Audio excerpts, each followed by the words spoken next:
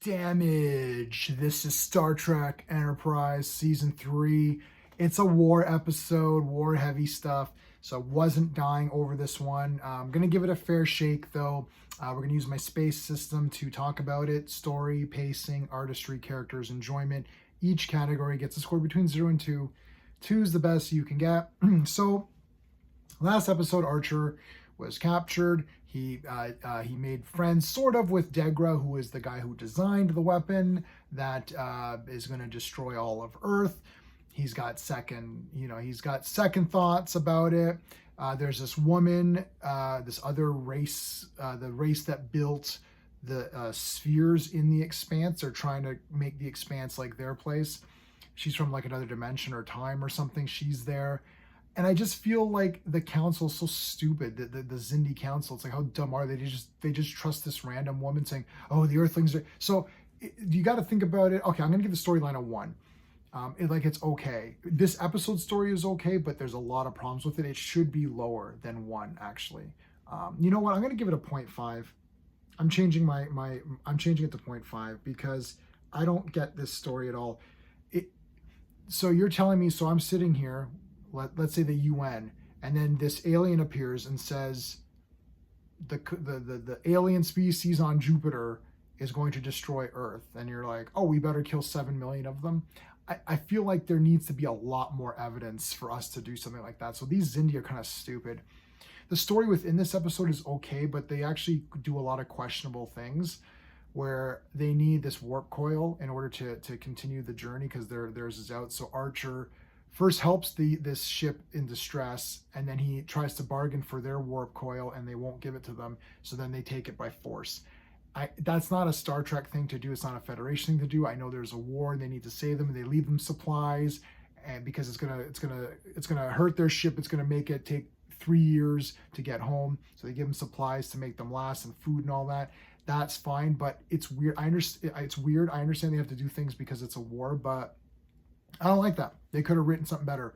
And the Xindi killing 7 million humans based on this woman who's clearly a liar and weird. Like you can see that she's acting weird and she's a liar. It was just weak. This is one of these things where it just kind of taints the season. I don't like the Xindi war thing. This is my 3rd time through, and it's much better the 3rd time through. I don't hate it, but this is one where it's like, yeah, not a fan. The pacing, I'll give the pacing a 1.5 because it was exciting in the sense of you're like, oh, you don't know what's going to happen. And they have to transport and get the coil and get back. And then there's a force field around it. So there's a lot of tension that way. And you don't know what's going on with the Xindi. So the pacing is still really good. I can't give it 2 out of 2 because ultimately I kind of don't care that much. So even though I can acknowledge that it's a well-paced episode, I'm not invested as much. So it does drag it down a little bit.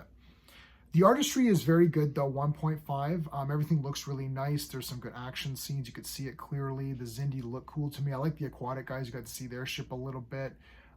They're pretty neat.